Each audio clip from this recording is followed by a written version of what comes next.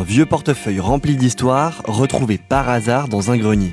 Tout commence l'été dernier, quand Jean-François et Angela font des travaux dans leur maison, en Haute-Saône, à Colombier. C'est dans leur grange qu'ils ont fait la découverte de cette mystérieuse pochette marron. Il s'agit d'un portefeuille qui a plus de 80 ans. Il était resté bien caché sous un tas de foin. À l'intérieur, on retrouve des photos en noir et blanc, des lettres très bien conservées et même un stylo plume.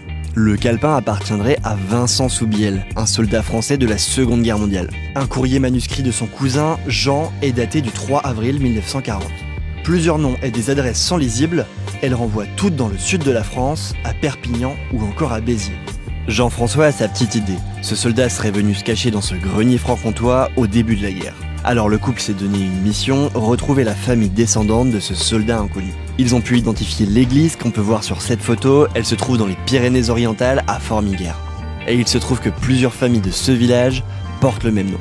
Après avoir visionné un reportage de France 3 sur le sujet fin janvier, un certain Laurent Soubiel a pris contact avec Jean-François. Et il est en fait le petit-neveu du soldat. On sait désormais que Vincent Soubiel n'est pas mort pendant la guerre, il a continué à exercer sa profession de boulanger et a vécu jusqu'en 1957. Le portefeuille va bientôt être remis à sa famille 84 ans plus tard.